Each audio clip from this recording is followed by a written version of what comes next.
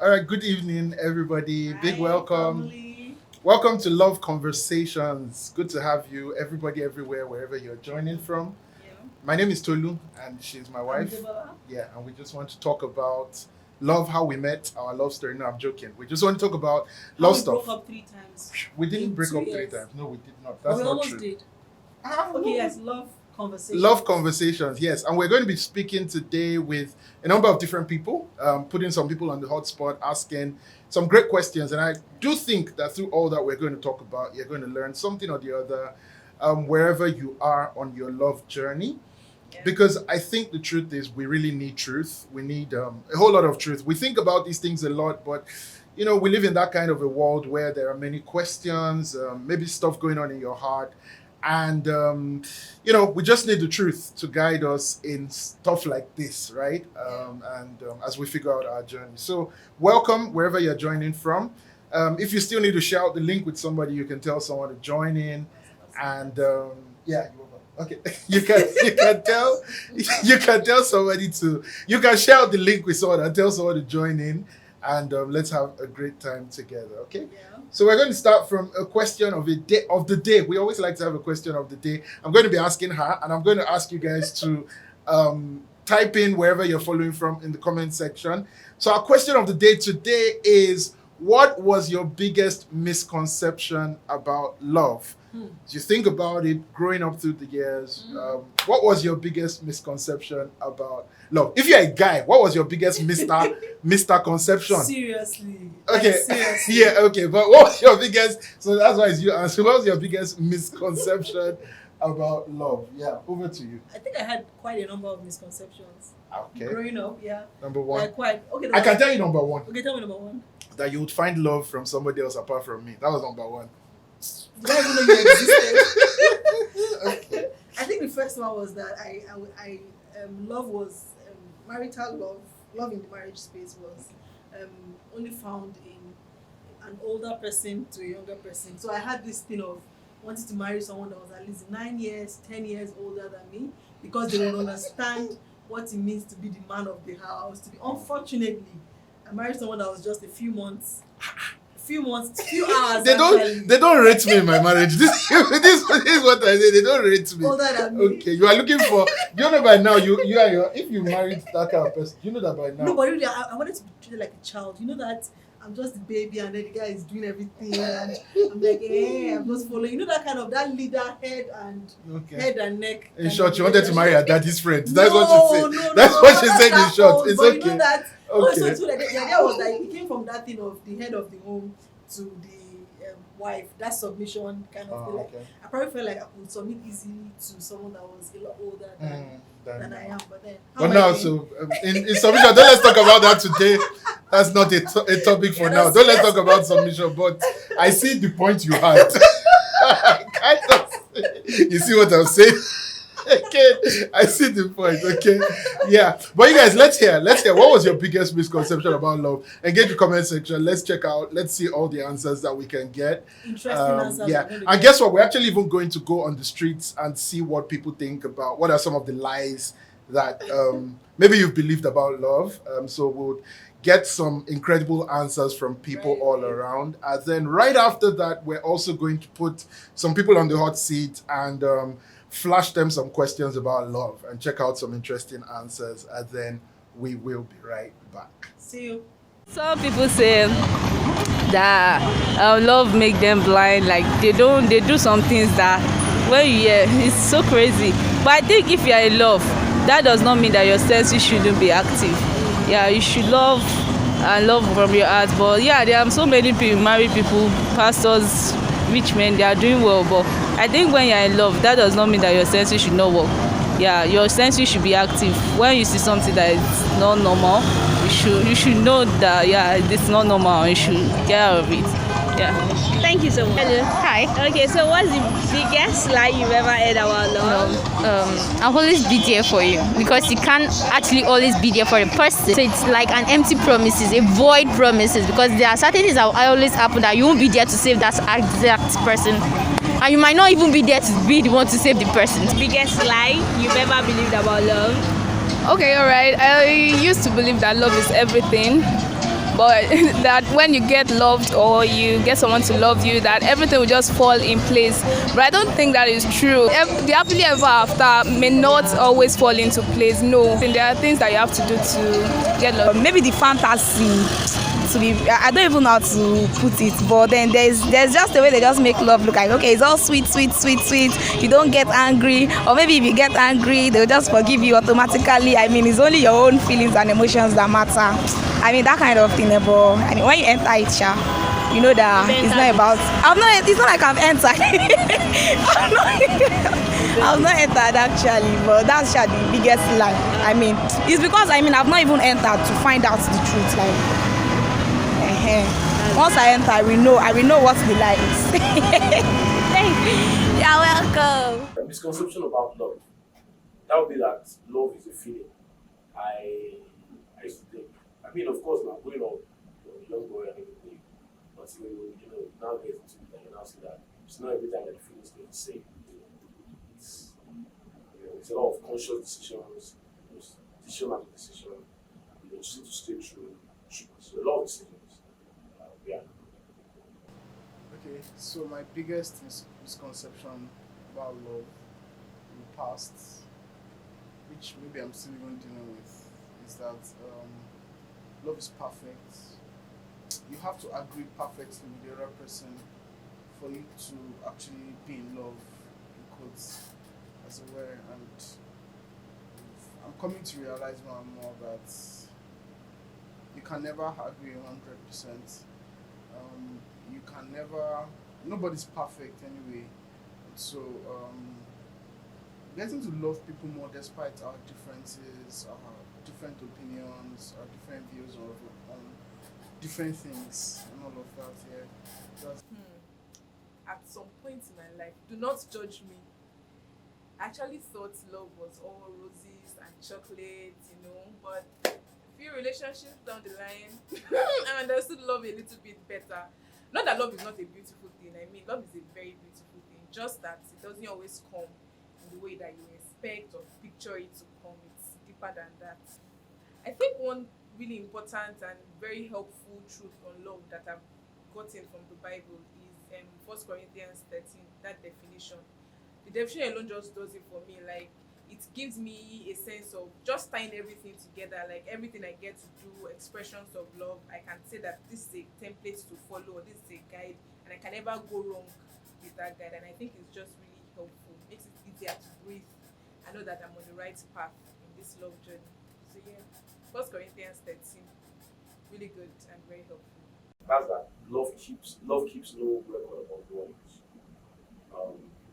That I almost always remind myself whenever, as a married man, when you live with someone else, or it's easy to keep remembering things that you feel you are done wrong or something.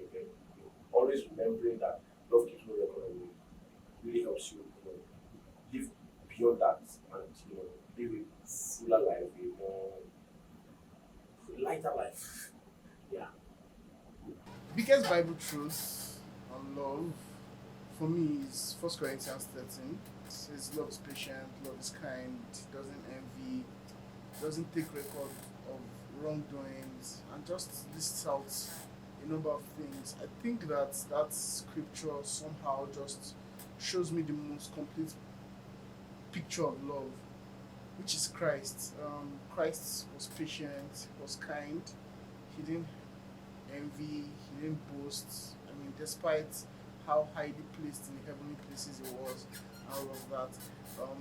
I feel like if there's anything to go by, that's a scripture I always want to remind myself of.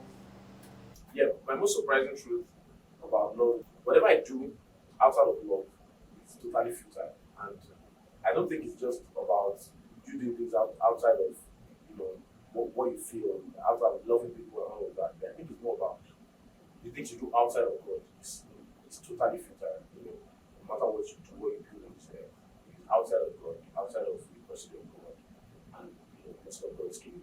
It's futile. Well, I don't know how surprising this is to you, but Jesus loves everyone. God loved everyone to the extent that He had to send His Son to die on the cross of Calvary for the remission of our sins. I mean, how crazy can that be? How crazy can love be for Christ to actually come down to like die? Wow, I mean, that's huge. So my most surprising truth on love, it's not really surprising, just that at first I found it a little bit weird. So it's still that same 1 Corinthians 13 that talks about the fact that you can do everything, even give your life. I mean, campaign for people, Black Lives Matter, everything. You can do all of those things, and if you don't do it from a point of love, or your perspective of love is flawed, man, it's all wrong, or it's not going to count for anything. I think that was just a big or sharp jolt for me that, okay, I need to be minded more about love's motives in doing anything I need to do. I don't want to do things that won't end up counting for nothing. I'm supposed to sing a song. What's the movie? Beloved, let us love one another. For love is of God, and anyone who loveth is born of God, and knoweth God. He that loveth not knoweth not God, for God is love. Beloved, let us love one another. 1 John 4:7-8. Boom! Are you ready? I'm going to sing the song back. I wasn't actually the one that turned the Bible passage into a song, so I cheated him from that. I have to give credit to whom credit is due. My brother, Lori Family, wrote the song, and I'm going to sing it for him. I will be large and incredibly patient. I will be gentle, consistently kind. I won't be jealous of what you achieve. I will not brag or inflate myself high. I won't be rude to you. I won't dishonor you. I won't be selfish or self-seeking. I won't be easily angered by you. I won't keep records of wrongs you have done. And because this is how you know how much I love you, my dear. My own song, I should compose a song. Should I compose a song, or you don't want to sing love is patient, love is kind? It's a love song now. Okay. Beloved, let us love one another. For God is love, and he that loveth is born of God, and knoweth God. He that loveth not knoweth not God, for God is love. Beloved, let us love one another. 1 John 4:7-8. Thank you. Okay, so welcome back, everybody. Interesting Yeah, responses. yeah, quite a lot. Welcome back. It's amazing the things that love is to different people, and just wherever you are on your own journey of this, maybe we can just talk for a bit and see if we can find some truth. I'm going to ask you first of all, what has changed the most in your understanding of love through the years, figuring out your own journey? And hey guys, while we talk, you can engage along with us in the comment section. Let's just all be in this together. What has changed the most for you in your understanding of love? Lots. Of course, apart from the age thing, a lot has changed for me. I think for me, maybe one of the strongest statements I keep coming around is the fact that love is patient. I think it's something that has not meant so much like it does now to me, particularly in recent times when I look over my relationship with people, with my husband, my family, and all of that. And I think I can't remember the tradition that says that love is incredibly patient. Yeah. Like I cringe at seeing that word in the Bible, but then it's there.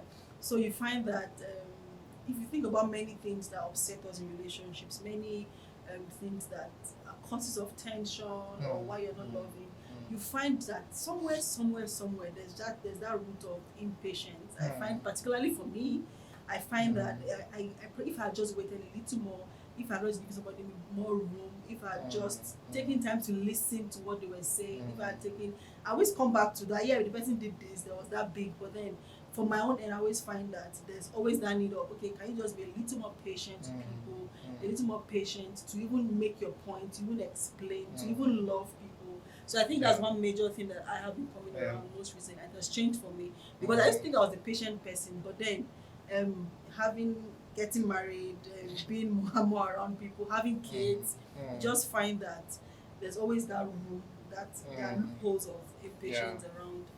Honestly, as I think about it, I think maybe if I'll say what's changed the most for me, I think it's moving from a point of a sense of, oh, I have it in myself to love, to just moving to a place where, you know what, I don't have it in myself. You know, I've just grown enough to know that, man, I don't. I can't. Like you said, being married, having children. Babe, honestly, before we had children, I used to feel like, man, how incredible a you father. Said that he would never beat his children. Like, why would anybody even think of beating their children? I knew I would beat my children, but I used to feel like it was going to be. I used to think it was going to be like a very emotional moment. Like I remember I used to say that I'll smack my kids. They'll be crying in one corner. I'll be crying in the other corner. I used to think like, oh no, I mean, but quite honestly, I've grown to know that, man, I'm not anywhere as loving as I thought I was. I think maybe what has changed most for me in my understanding of love was moving from a place of thinking that I have it in myself to love. To a place where, honestly, just in the best of ourselves, at God's standard of loving, like you were saying, just that 1 Corinthians 13, all that love is, just getting to that place where, you know what, I don't actually have it in myself. And so that if I'm actually going to love, it is not by a self-focus. It's not by my feelings. It's not by my, I'm all gingered up, my emotions. If I'm actually going to live a life of love, it is by relying on God who empowers me to love. It is by walking in his steps. It's by being yielded to him, not how I feel, that everything about a feeling and an emotion, we're going to get to the end of it at some point. Somebody's going to annoy you out of it. Somebody's going to disappoint you out of that. But just that thing of loving from a space of, I can't do this in myself, but I need to day in, day out, rely on God and come into, like you said, that patience and largeness of something absolutely more. So, I really read about that. When I think about the world that we live in and how cruel things can get, I think you're talking about the story of the Good Samaritan 2 Sundays ago. And then how that someone that comes out in our own present day, you are trying to help, and then at the end of the day, it just all turns back on you. And how just hateful our world can be. And you just ask yourself, how can I really love in this kind of situation? But one thing I've found that has worked for me at times when I feel like I probably don't have it in myself to love, or I feel really pained at a reaction or how someone is accepting my genuine sincere kindness and all that. I find that the more I get closer in my walk with God, the more I'm able to love. So there are even times when I have disagreements with my husband, where we don't agree on something, or where I'm struggling with my sibling or my kids, and I'm just in that space of not finding love bouncing back at me and all. And I find that the more I go back to God, the more I'm keeping in tune my walk with God. It just helps me love them more. Sometimes it even resolves it from the other end.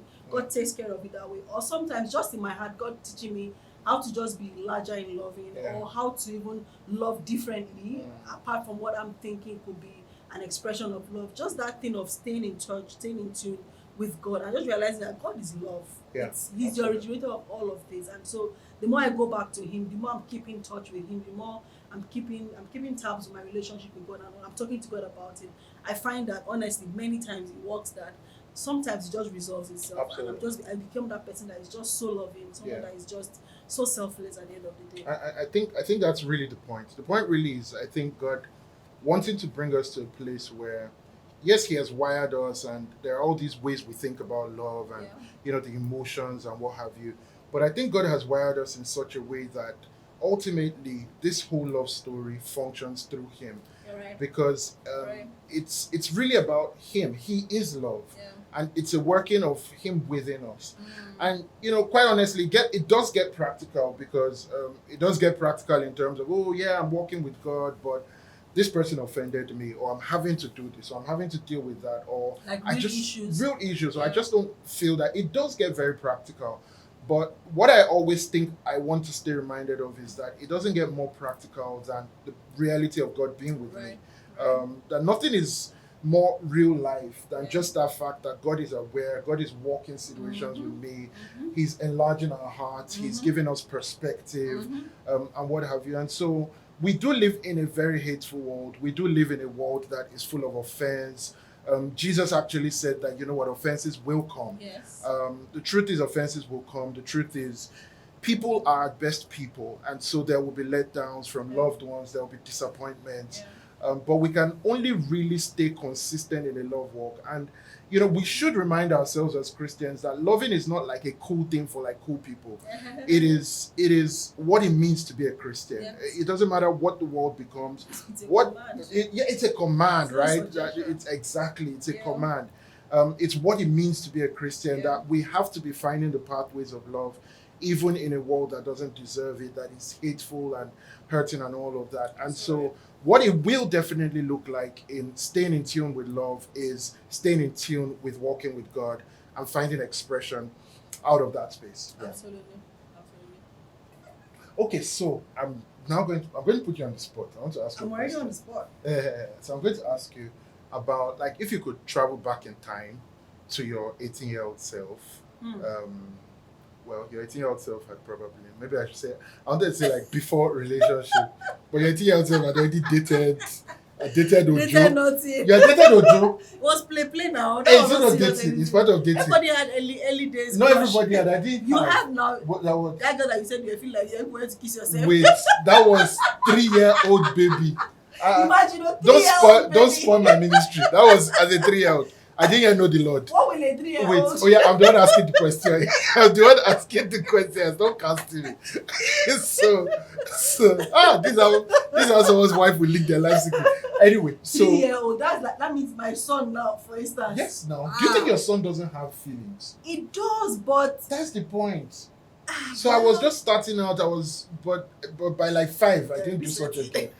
So the question is, okay. if you could travel back Yeah. to being like 15, 18 again, what would you advise your 15-year-old self about love, about relationships? That girl just trying to figure out the space, hearing the voices of guys, just meeting people, even just life on the whole, going to school, people around, so much talk about love. But what would you, if you could travel back, what would you advise your 15-year-old self just about that love space and relationships? Because I think my 15-year-old self was a lot more exposed earlier, and I think I would say calm down. Let's even start from there, like calm down. I know the hormones are ranging. I know the guys can bring the talk. Honestly, I had plenty sweet talks around. I had plenty friends that were doing this. Everybody had a boyfriend. Everybody wanted to do this. There was that. I had a lot of self-esteem. I wanted to belong. Yeah. And one of the ways to belong is to be able to say stories about stuff like this. And all of that, 18-year-old and all that. So I first say calm down. Like at some point, these things will be easily accessible without restraint, without second guessing. But maybe putting what comes first. So I believe that if I had a better relationship with God, if I was in the right places, with the right relationships, I feel my perception about some of these things would have been different. So for instance, if I was watching this video or if I was in this conversation at that time, I probably would have made wiser decisions. And so I would say calm down, put yourself in the right environment, in the right atmosphere of God's word, God's people, of the right things you read, the right things you're exposed to. I think it was key for me. Just that finding the right community. If you have it early on, I'm telling you, it's priceless in many choices that you make, and it has ripple effects. Not just about love, relationship, and all of that. Everything, the decision that you make, and all of that. I think it will enrich it a lot. So good. I think I will definitely be. I think you're so right. Just that sense of calm down. For me, I would probably be advising my younger self that, from what I've found, there is actually true love.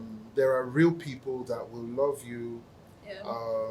I mean, just community that, sometimes like Elijah, you're telling God, I'm the only one, there's nothing. Right. Just that feeling Right. of loneliness sometimes, and you're telling God, I'm the only one. Like, just that feeling of being alone and what have you. I would probably be telling myself that, yeah, like, calm down. There's truth. There's true love in the world. I know it's an offending world, hateful world, but there are people who sincerely are orchestrated into your world as you, like you said, as you just stay faithful where you should be. And so, I do think that there is true love, and I would want my younger self to know that if you stay faithful on your journey, um, God is faithful to surround you with the right people. Absolutely. And I mean that in every broad sense. I mean that in terms of, friends. I mean that like not everybody is a schemer. Not everybody is just. We're not in this world to just like hustle it through, try that. Like, actually calm down. More than just movies and what Hollywood tells you, there's a true journey to actually travel of love as a substance, that is really God given and is a great blessing. That you can find joy and fulfillment in life. Absolutely. And so maybe some of my way back fears of just that fear of missing out, that fear of not belonging, that fear of like, it's just a beautiful blessing to see that as you stay faithful in your journey, God will bring you the right people, the right communities, the right, to surround and all. And really doesn't matter just how bad and hateful the world is. So I think maybe sometimes we need those reminders. Yes, we Yeah, do. we need those reminders, We do. just as life unfolds. I know that truth walks through different phases of life. Mm. Even when you're past 18, when you're 20, Absolutely. when you're 25. Yeah. There's always that pressure to Yeah. want to belong, to be sure Yeah. I'm in the right Yeah. place, I'm doing the right things, Yeah. and all that. Not just to be alone. That Yeah. there's that need in Yes. all of us just wanting to be. And when we are living under pressure, we make poor choices. Definitely. You know, We do. if we are just being pressured, either like something must just happen. The truth is, we make poor choices. So Yeah. maybe a big part of this is just saying that more than the pressure, whatever that pressure is, and in whatever season of phase, more than the pressure, knowing that there's a God who is actually aware. Yeah. And who is inviting us to a beautiful journey. Yeah. He orchestrated, he is himself love, he institutes that journey for us. He invites us to walk it, he brings us around the right people and all of that. So maybe there is a life beyond the pressure. And maybe Yeah, there is. that would be a big thing. There is. for I know. us. I like to think about the fact that if God showed me earlier on that this is where marriage will end for me, I probably like more patient. Like I probably would have avoided some of the. So if I know that this is it, like this is it, okay, no problem. I'll wait. I'll do all the. Yeah. I'll make the sacrifice. Maybe I'll read more Christian books. Maybe I will have invested more in myself. And so just to say that God has a perfect plan for us. There's always a plan. God has a plan, and it's for our good at the end of the day. So just think about it, work in it, and just give yourself totally to it. Yeah. And that's it. That He's a great plan. Mm. God had a good plan. Sorry, come again. Go away. But yeah, Try, same here. try. But same here. Try. If years ago, in some of those moments of just lying down and saying, when, who been under all the pressure. And to If think it's I struggled to break up with one guy I was dating like that. Like I struggled, like like I was at the point I was saying God forgive me. I said, God, maybe the guy just die so that it will resolve easily. Like it was not. You wanted to kill somebody. No, I didn't want to kill, but like I just feel like, why? Like, am I sure? What if I don't? What if? And then And here you are. God saved you. God saved you. God saved you. It was a God plan. That's why just God plan it. If not, it would have worked. Okay, so let's start to close this out for the night. Already. Just last words from you. Okay, so we said earlier on that love is a command. Yeah. And we are wired to love. And so if it's a command, that means God knows that we can actually love. And so I would say whatever seasons we are in, if you find difficult, if you're struggling in that our love walk, I think we should always go back to the person that gave the command, the person that blew the big bull and said, yeah, go ahead and love.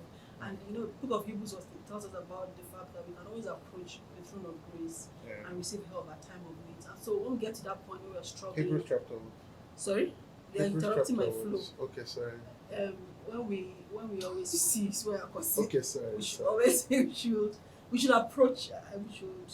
We'll find grace to help us at the time of need. Hebrews 4:16. Okay. Quote it. Why do I have to Quote it. Therefore, let us come boldly before the throne of grace, that we may obtain mercy and find grace to help in the time of need. Yeah, absolutely. So, wherever you are on your love walk, in your love story, like she said, remembering that it's not just something that we can step in and out of, it's what we were wired to do. Yeah. And it really doesn't matter where the world is or what season we are, we should remember that God calls us to walk a life of love. So let's stay encouraged on this. Let's, like she said, and so true, let's keep receiving grace for this to be something more than just our emotions, something more than just our feelings on a Monday night, on a Tuesday evening, something more than that. To be people on a Valentine's Day, like just that special headline moment. Okay, sorry. Let's be people who stay focused on growing in that journey of the life that God calls us to live. Because I'll tell you the truth, we're never really living in the heart of what God calls us to, except we're walking in the pathway of love. Love is really the pathway of that life that God calls us to. Not just what we define for ourselves, not just how the world defines it, but in the very essence and full picture of how God defines it. So stay strong on that journey, and I hope this has been an encouragement for you in some way or the other. But I'll tell you what, it gets better this weekend, because we have single suya night on Saturday evening, and it's going to be every shade of amazing. I just want to encourage every single person out there, get your friends, get your loved ones, get everybody you know needs this kind of an experience. And by single, anybody who is not married, okay? Every single person. Every single person. Good. Okay, every single person. All right. Get in 5 o'clock in the building.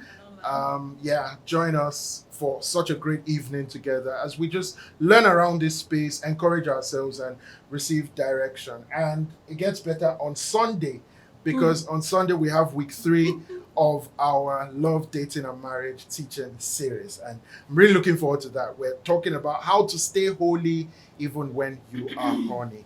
Why are you clearing your throat? How to stay holy even when you are horny. Yeah, and it's important. We need to learn truth around all this kind of stuff. So join in on Sunday, invite people to church. But until then, look forward to seeing you. 2 services on Sunday. 2 services on Sunday, 8 a.m., 9:45 a.m. You can join in either way, in the building and online everywhere. Okay, so Love you. Been a great night. Love you. Take care. See you very soon.